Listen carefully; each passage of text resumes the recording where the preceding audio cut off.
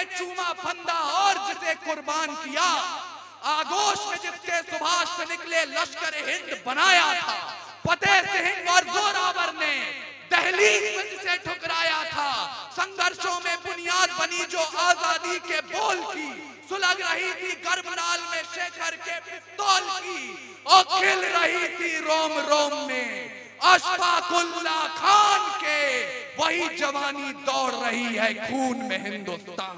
हम ही है राणा और बिस्मिल भगत, यूं ही रूप अपने बदलते रहेंगे, और भारत को उजाले की पड़ी जो जरूरत, तो जलते रहे हैं और जलते रहे।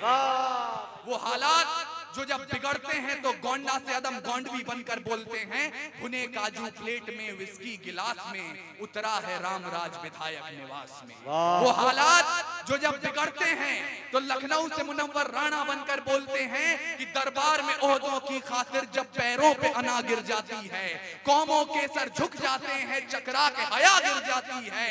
अब तक तो हमारी आंखों ने बस दो ही तमाशे देखे हैं, या कौम के रहबर गिरते हैं या लोकसभा गिर जाए।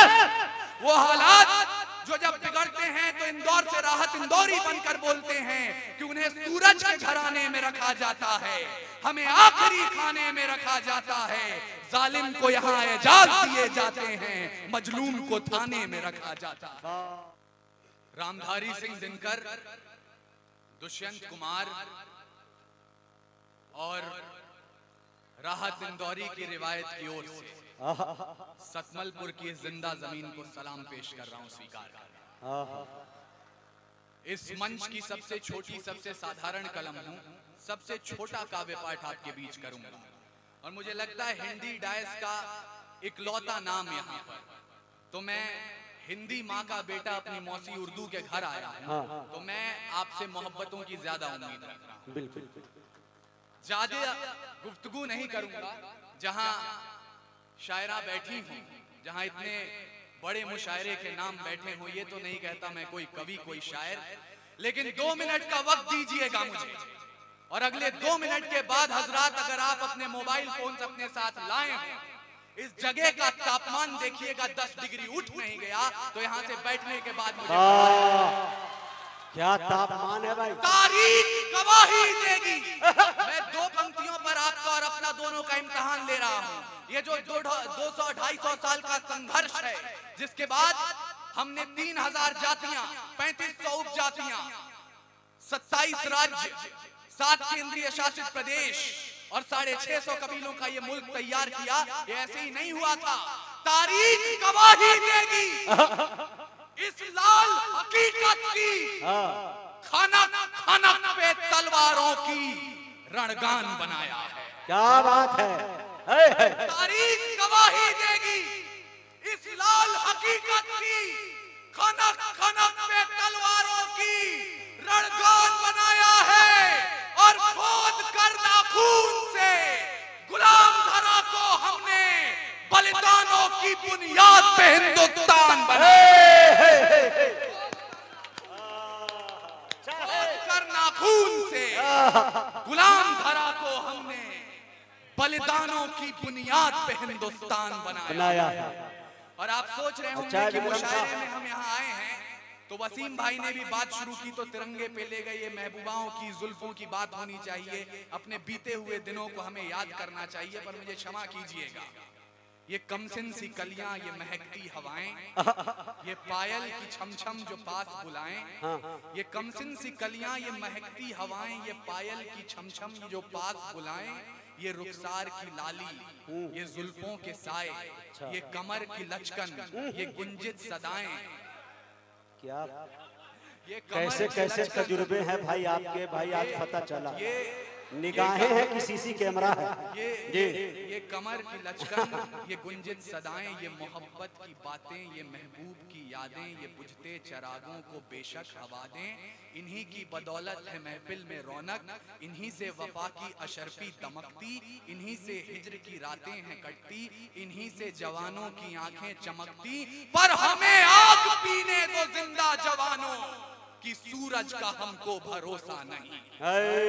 हमें आग पीने दो जिंदा जवानों की सूरज का हमको भरोसा नहीं है, लड़े हैं सदा ही मशालों को लेके, अंधेरे को हमने भी कोसा नहीं है, न आंखों को झीलों से तशबीह दी है, न जुल्फों को बादल का नाम दिया, न आंखों को झीलों से तशबीह दी है, न जुल्फों को बादल का नाम दिया, न होठों को उनके है चंदा कहा, न रातों की हाथों को जाम दिया, जवानों के हाथों की उल्टी तड़प को शमशीर ही दी है गुलाब नहीं, उनके नहाने के बाद भी पानी को पानी कहा है शराब नहीं, हम ही है राणा और बिस्मिल भगत, यूं ही रूप अपने बदलते रहेंगे, और भारत को उजाले की पड़ी जो जरूरत तो जलते रहे हैं और जलते रहे।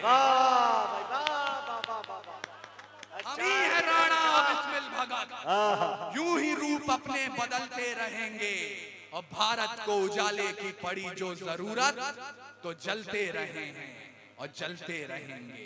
तो जलना सीखिए, मशालों को थामिए, हक बात बुलंद कीजिए, और मुल्क की बेहतरी के लिए मुल्क को बदलने का प्रयास करते रहिए। हमारी लड़ाई किसी राजनीतिक पार्टी के खिलाफ नहीं है, किसी मंत्री के खिलाफ नहीं है, किसी वर्दी के खिलाफ नहीं है, ये कलम की लड़ाई है जुल्म के खिलाफ, ये कलम की लड़ाई है षड्यंत्रों के खिलाफ, ये कलम की लड़ाई है हालात के खिलाफ। वो हालात जो जब बिगड़ते हैं तो गोंडा से अदम गोंडवी बनकर बोलते हैं, भुने काजू प्लेट में विस्की गिलास में उतरा है रामराज विधायक निवास में। वो हालात जो जब बिगड़ते हैं तो लखनऊ से मुनव्वर राणा बनकर बोलते हैं कि दरबार में ओहदों की खातिर जब पैरों पे अना गिर जाती है, कौमों के सर झुक जाते हैं, चकरा के हया गिर जाती है। अब तक तो हमारी आंखों ने बस दो ही तमाशे देखे हैं, या कौम के रहबर गिरते हैं या लोकसभा गिर जाए।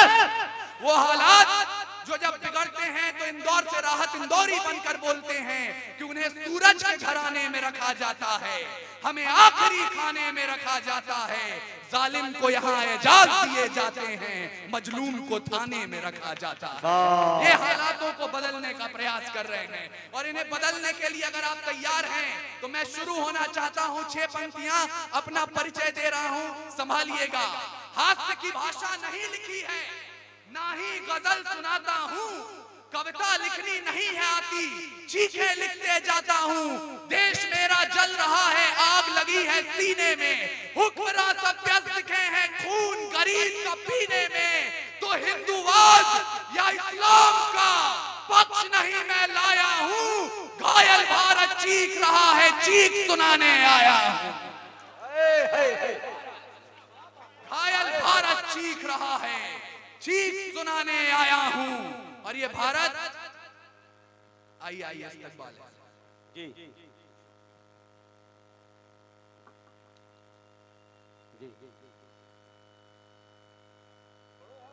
पढ़े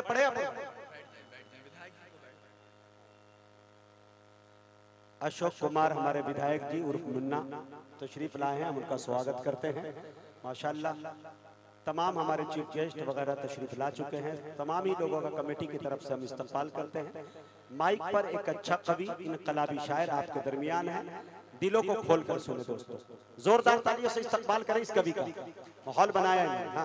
घायल भारत चीख रहा है, चीख सुनाने आया हूं। और ये भारत सिर्फ सरहदों पर घायल नहीं होता है, जब मंदिर मस्जिद के नाम पर हथियार उठाया जाता है। और मुझे बताइएगा सतमलपुर वालों कि खुदा ने अगर दिल में इबादत के लिए इश्क दिया है तो रगों में इंकलाब के लिए खून भी दिया है, उस खून की हरारत को भी जिंदा रखिए।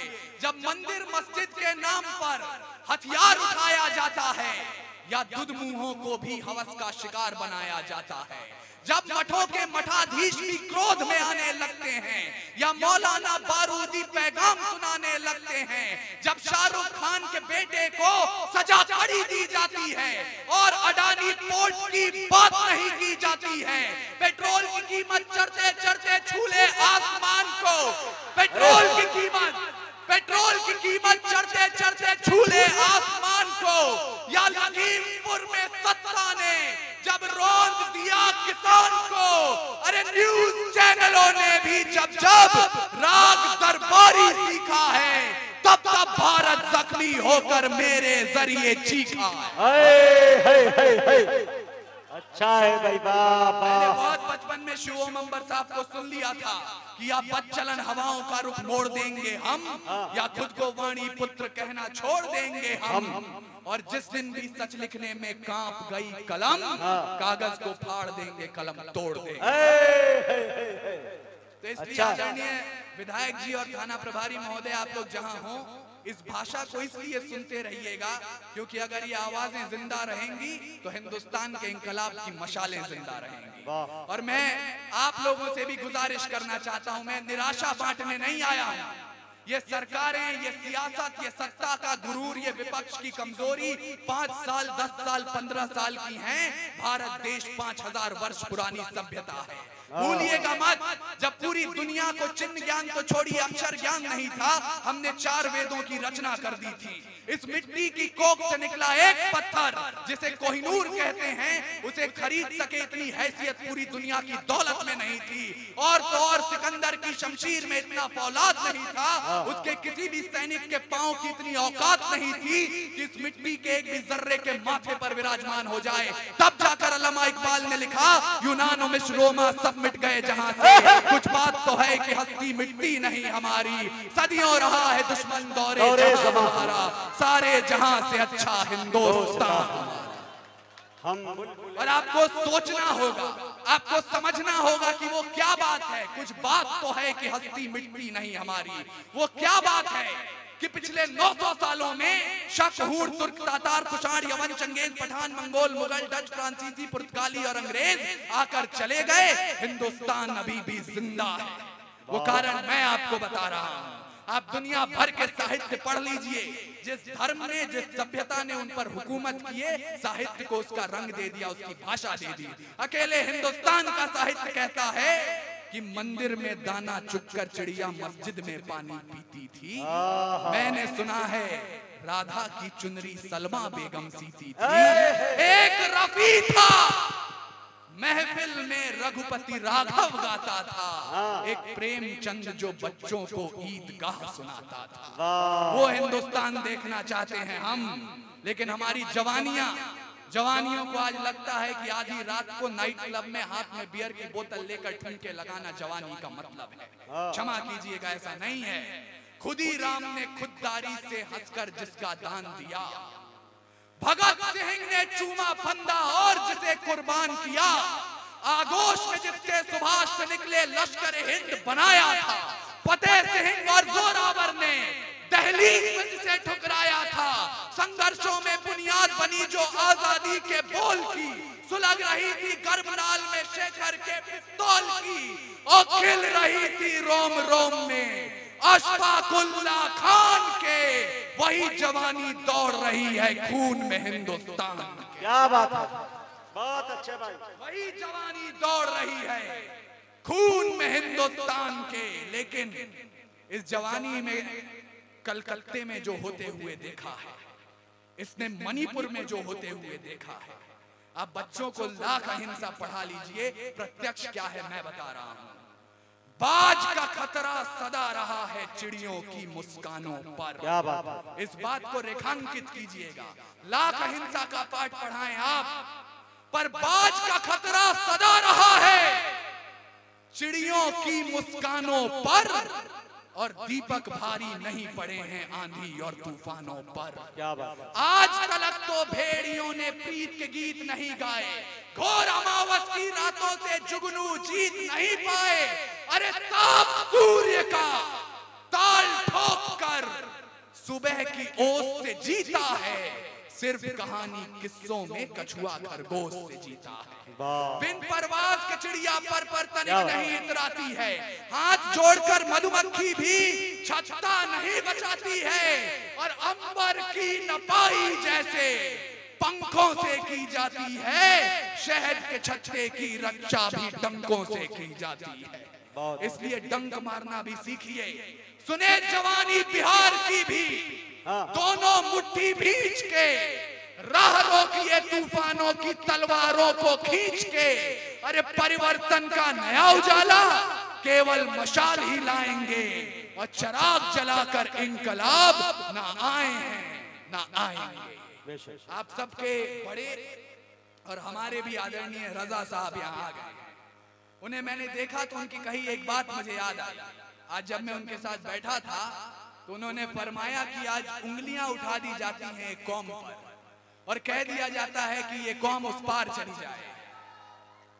बैठ जाइए, बिहार है, सब चलते रहता है, बैठ जाइए चाचा, बैठ जाए भाई। कमेटी के सारे लोग मौजूद हैं यहाँ, मुशायरा सुनने की कोशिश करें जी। तो उन्होंने कहा कि किसी एक कौम पर आज उंगलियां उठा दी जाती हैं और कहा जाता है उस पार चले जाओ।